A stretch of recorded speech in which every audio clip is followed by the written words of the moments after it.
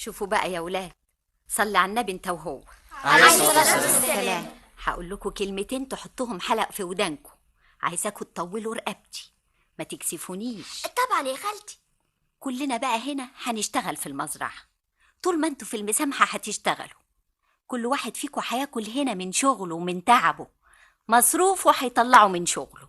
ولما المسامحة تخلص تخشوا مدارسكم، ومع كل واحد تحويشة يشتري اللي يلزمه كمان. خلاص يا ولاد؟ انا يا خالتي هعمل حاجات كتيرة قوي في المزرعة. ما تستعجليش يا زهرة، كله بالهداوة. فالحة انت قوي. بس يا واد بقى تعالى يا رفاعي. ايوه يا خالتي. شوف بقى، انت هتنام على السرير ده انت وطنطاوي. طيب. وانت هتنام هنا يا عبد الصمد. زهرة ايوه يا خالتي. تعالي هتنامي هنا انت ونوال. حاضر يا خالتي.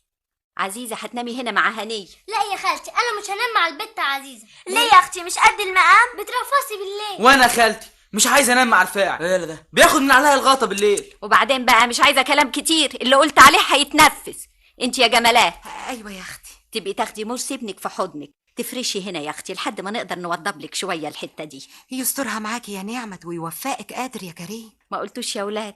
لاقيين البيت ازاي؟ اخر حلاوه 100 فل و10. يا خالتي. ادعوا بقى لمحمود بيه، هو اللي قال نوضب لكم البيت ده كان بينام هنا الاول يا جمالات قبل ما يبني البيت الجديد اللي قدامكم ده في المزرعه. ربنا يخليه ويخليكي ليه ويخليكوا لبعض قادر يا كريم. الله، هي مالها عامله زي شحاتين سيدي حسنين كده. مالك يا جمالات بقى؟ ها، الله، في ايه بيضحك؟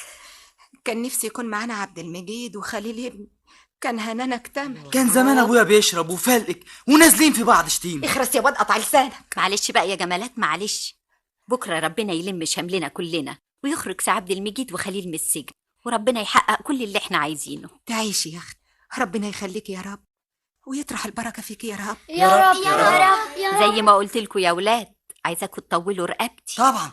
لا عايزه قله ادب، ولا عايزه خناقات، ولا عايزه دوشه. عايزه كل الناس هنا في المزرعه يقولوا ونعم الادب والاخلاق. سامع يا ستنطاوي؟ ونعم الادب والاخلاق، مش ونعم قله الادب. انا قليل الادب ياض، ده انا اجدع منك.